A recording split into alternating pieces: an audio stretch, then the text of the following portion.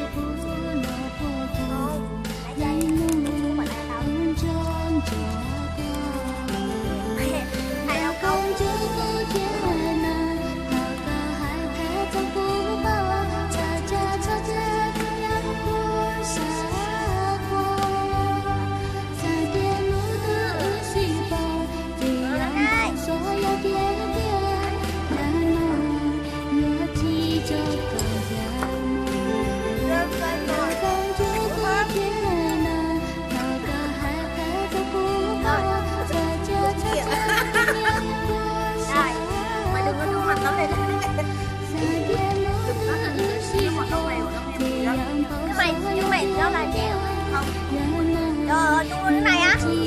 Ơi, ấy đi. Này, chén thì tôi đừng cả mày kia nào. Mày uống không à? Đây, cầm đi hả mày? Tao hết cái này mà hết cái đó đi. Vô. Trời ơi. Đẹp ngon chưa?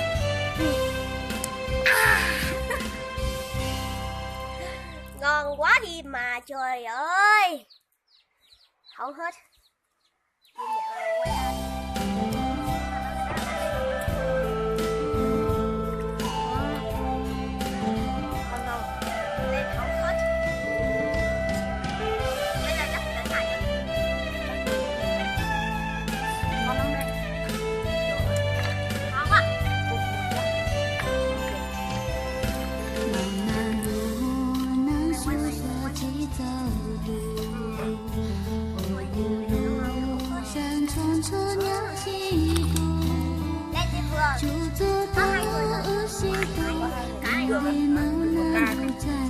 Mày quay từ từ mày quay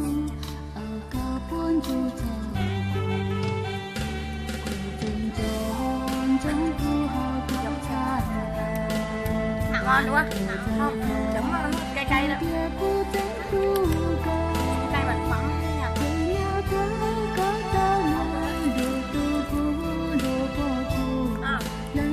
Trong ngoài mút còn đi.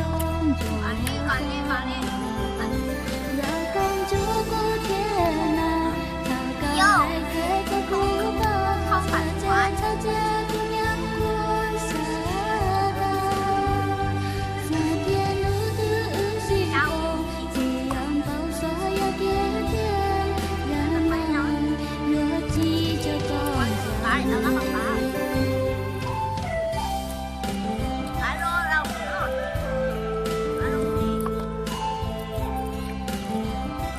Năng của ta chiên ngon không?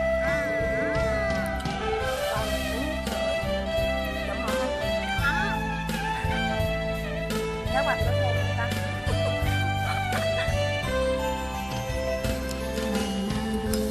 Ngon quá.